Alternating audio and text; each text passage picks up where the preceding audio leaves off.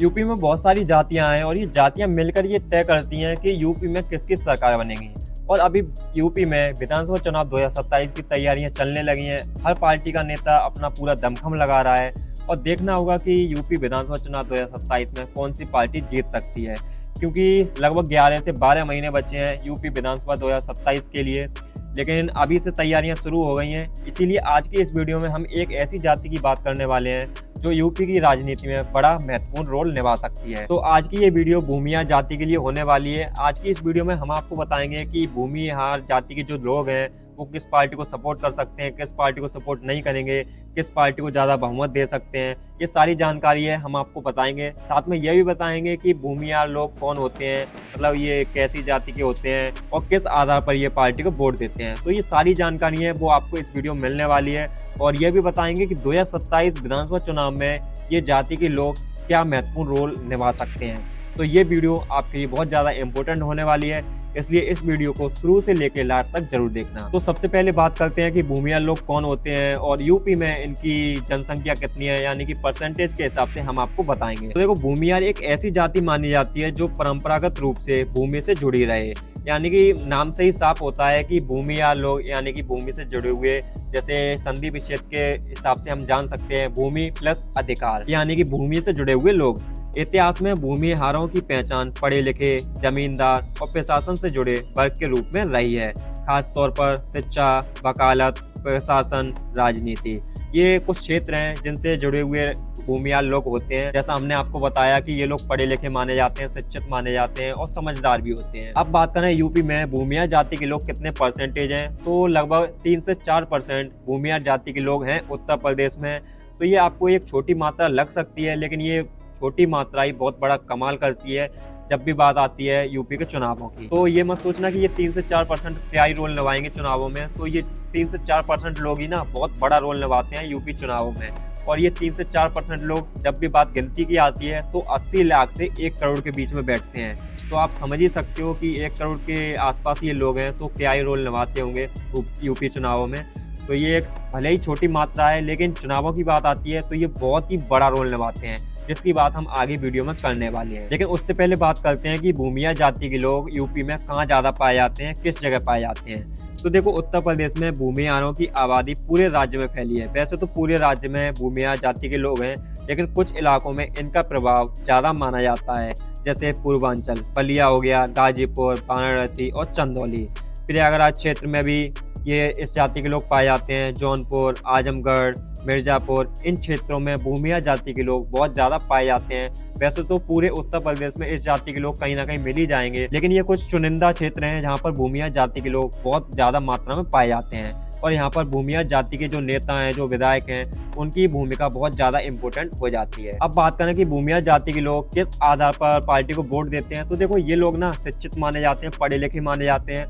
और ये लोग देखते हैं कि सरकार क्या काम करती है, सरकार पढ़ी लिखी है या फिर नहीं है, ये इसकी कानून व्यवस्था कैसी है, ये हमारे लिए काम करेगी या फिर नहीं करेगी। इन मुद्दों को ये जाति के लोग देखते हैं, उस आधार पर ये वोट देते हैं। देखो, परंपरागत रूप से भूमिहार जाति के लोग प्रशासन, सत्ता के समीकरण, मजबूत नेतृत्व, इन सबको बहुत अच्छे तरीके से देखते हैं, जो हमने आपको ऊपर से बताया। इसी आधार पर ये डिसाइड करते हैं कि किस पार्टी को वोट देना है और किस पार्टी को वोट नहीं देना है। अब सबसे इम्पोर्टेंट मुद्दे पर आते हैं और आपको बताते हैं कि यूपी विधानसभा चुनाव 2027 में ये लोग कौन सी पार्टी को सपोर्ट कर सकते हैं, यानी कि किस पार्टी को वोट दे सकते हैं।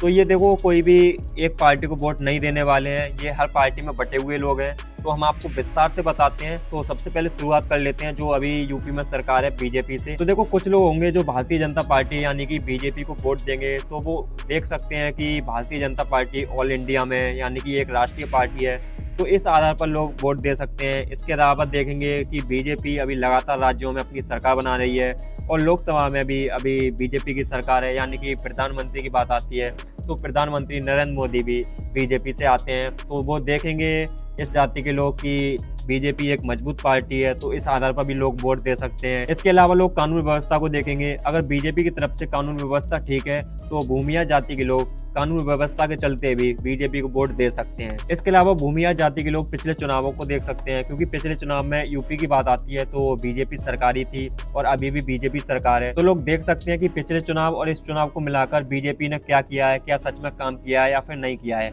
अगर काम किया होगा तो लोग बीजेपी को वोट देंगे, अगर नहीं किया होगा तो बीजेपी को वोट नहीं देंगे।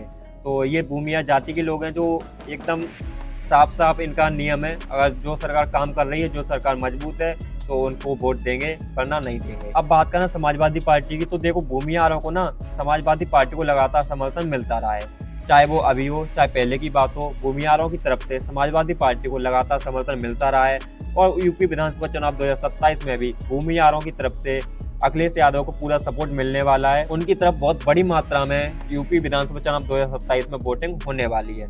तो ये बात तो स्पष्ट है कि भूमिया जाति के लोग अखिलेश यादव की पार्टी यानी कि समाजवादी पार्टी को लगातार समर्थन देते हुए आए हैं और आगे भी देते रहेंगे। तो देखो पूर्वांचल की बात आती है ना, तो समाजवादी पार्टी की पकड़ पूर्वांचल में काफी ज्यादा मजबूत है, जिस वजह से भूमिहारों के वोट भी समाजवादी पार्टी की ओर चले जाते हैं, ऑटोमेटिकली चले जाते हैं। क्योंकि जिस जगह जिस पार्टी का रुतबा होता है, जिस जगह जिस पार्टी की पहचान होती है, उस जगह के लोग ना उसी पार्टी को ज़्यादा सपोर्ट करते हैं। क्योंकि पूर्वांचल में समाजवादी पार्टी का रुतबा बहुत ऊंचे लेवल पर है, उसने एक अलग ही ऑरा बना के रखा है पूर्वांचल में, जिस वजह से भूमिहार लोग समाजवादी पार्टी को सपोर्ट करते हैं। और सिर्फ यही वजह नहीं है, बल्कि समाजवादी पार्टी की तरफ से कुछ भूमिहार नेता भी हैं, जिस वजह से भूमिहार जाति के लोग और भी ज़्यादा मात्रा में समाजवादी पार्टी को सपोर्ट करते हैं। ये भी एक अपने आप में बहुत बड़ी वजह है, जिस वजह से समाजवादी पार्टी को भूमिहारों का समर्थन लगातार मिलता रहा है। इसके अलावा जातीय संतुलन और कुछ क्षेत्रों में भूमिहारों का समर्थन एसपी को लगातार मिलता रहा है, यानी कि जातीय संतुलन भी समाजवादी पार्टी की तरफ से लगातार बना रहता है। तो जाहिर सी बात है कि इस जाति के लोग समाजवादी पार्टी को बहुत ज़्यादा सपोर्ट करते हैं। बात करें कांग्रेस की, तो कांग्रेस को भी भूमिहारों की तरफ से लगातार समर्थन मिलता हुआ आया है और आगे भी लगातार मिलता रहेगा। क्योंकि पुराने समय में भूमिहार कांग्रेस के मजबूत समर्थक माने जाते थे, तो कुछ इलाकों में अभी भी कांग्रेस का ये दबदबा कायम है, भूमिहार लोग कांग्रेस को सपोर्ट करते हैं। हालांकि अभी इतनी बड़ी मात्रा में भूमिहार लोग कांग्रेस को सपोर्ट नहीं करते हैं, लेकिन कुछ इलाके आज भी ऐसे हैं जहाँ पर भूमिहार जाति के लोग कांग्रेस को सपोर्ट करते हैं। और बाकी की दूसरी पार्टियां नहीं, उनकी बात हमें करने की कोई ज़रूरत नहीं है, क्योंकि वो पार्टियां बहुत ही निचले स्तर पर जा चुकी हैं।